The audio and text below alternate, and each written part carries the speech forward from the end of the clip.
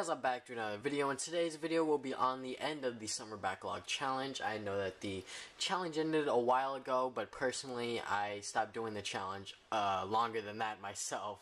So, out of all of the games I chose, including my PC games, I didn't finish only one game, which we will go into very soon. So, let's just begin with Kirby Triple Deluxe. I did finish this game. This was a really good Kirby game. I really enjoyed it, and yeah, maybe for the next Summer Backlog Challenge, I might do Kirby's Return to Dreamland. Maybe. I'll see until then. But right now, Kirby Triple Deluxe is a really good Kirby game. If you can, you can pick it up for like $20, $25 around there, $30 maximum in my opinion. Because honestly, you're going to be playing this game once, and yeah, there's no intention to replay this game unless you're trying to go after all of the collectibles you missed, or trying to get all the keychains or something like that.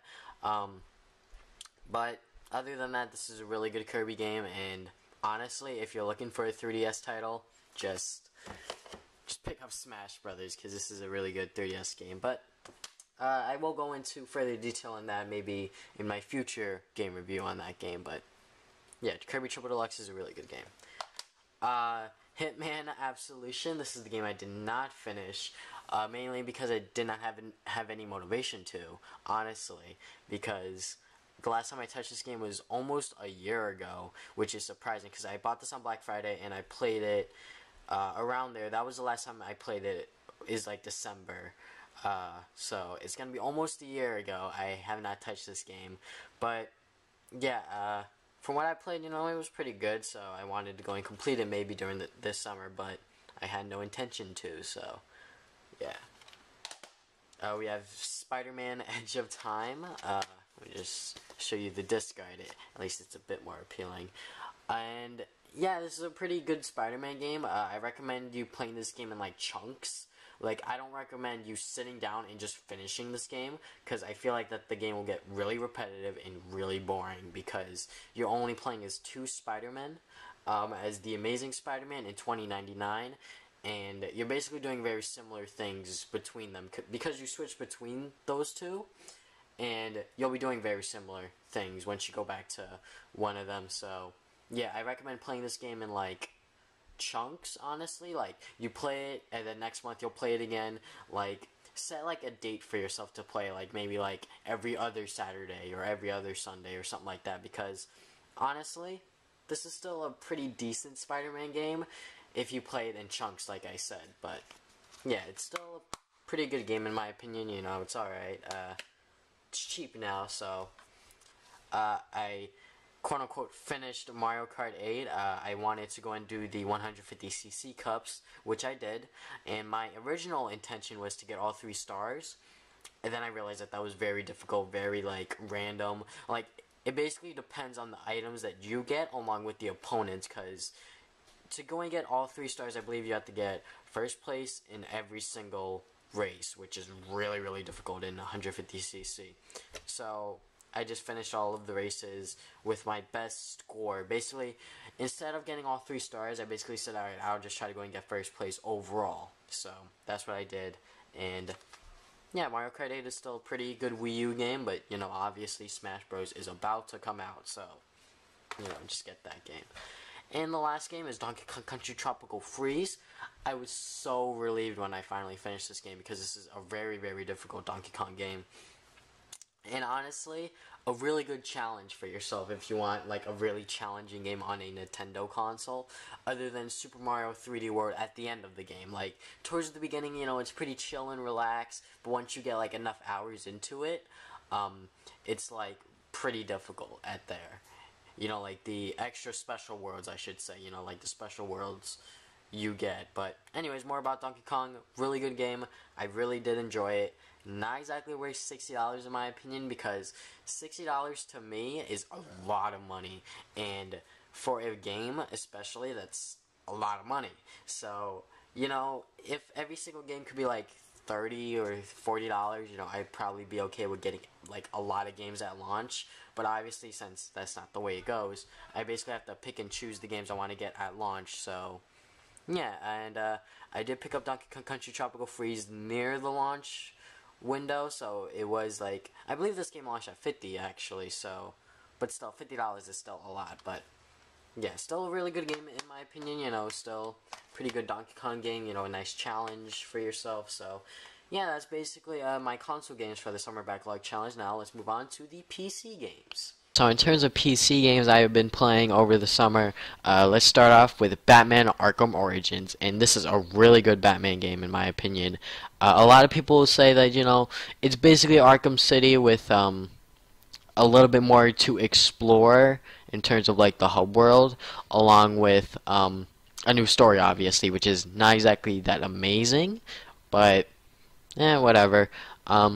In my opinion, I think it's a pretty good Batman game. If you could get it for like $25, you know, that's a really, really good deal. I think I got mine for like $5 or $10 because I got it over a sale on Steam, so that was really good. And yeah, just the game overall is really fun, really enjoyable in my opinion. And I think the people that said that, you know, it wasn't as good as Arkham City are people that obviously have played Arkham City and Arkham Origins either recently before they played Arkham Origins, or they played Arkham City and Origins a lot, or should I say Arkham City and Arkham Asylum a lot. So they obviously came into this, you know, very familiar with the gameplay and everything. So, but to me, I honestly played Arkham Asylum once, and I played it like consistently. Like I think I played it day in and day out. And then with Arkham City, I played it like occasionally, like I went on and off with it a bit. So going into Arkham Origins, still really enjoyed it, and yeah, it's a pretty good game if you could get it at a really cheap price. So now let's get into Brothers: A Tale of Two Sons, and this is another one of those indie games that you really truly have to like experience to like understand what people are saying. So, and to someone like me that actually has a brother, just the storyline in and of itself is really fascinating and really cool. And yeah, basically, if you could like somehow like play this game once, like it's like on every single like Steam sale, like Steam Summer Sale, Winter Sale, you know, it's basically on there every single time. So if you go and get it on there, you'll be doing yourself a favor because the gameplay is interesting. The story itself is fascinating because they don't use words to tell the story. It's basically a visual story, if you can say that. So yeah, overall it's just a really cool game and just really fun in my opinion. Well, not really fun, but like a really fun concept, if I could say that. So yeah. And now let's get on to Deadpool, which is a really fun game that actually is a mediocre game, but it's still really fun to me because you're basically Deadpool, alright? And you just like kill everyone with your guns, your sword size, whatever you can get your hands of. And this game is basically a beat 'em up, but very like mediocre, if you can say. You know, it's not as good as, you know, Arkham Origins or like God of War or something like that. This is obviously like not a AAA title, so you know you won't be expecting any of that, but still as a game I think it's pretty decent. And still, you know, it's like one of those games where you can like sit back, relax, listen to some music or a podcast or something and just play the game. You know, it's like mindless fun. So that's how the way I see it. And the last game is DuckTales Remastered, and I love myself some platformers, especially 3D platformers, but since this is a 2D platformer, it's still really good. And as a person that really had that was not really familiar with the DuckTales universe until this, and before that the theme song, this is a really good game. I like it. The platforming is really good. Of course, the DuckTales song is really cool as well, and the fact that it is remastered in, you know, HD and everything, it actually does look really, really nice, and I like that. So, Capcom, even though you do have some really, really shady business practices, I do have to give you a thumbs up on this one because you did a really good job on this game. And yeah, if you can, you know, you can pick it up on Wii U, PS3, Xbox 360, and the version that I played, which is on PC. So yeah, you could get on any of those platforms. It's really good, especially if you're someone that likes 2D platformers or someone that is a lover of 3D platformers like myself. So yeah, that is the end of this Summer Backlog Challenge video. So thank you guys for watching this video. You know, if you guys haven't already, subscribe and check out all of the links that are on your screen right now.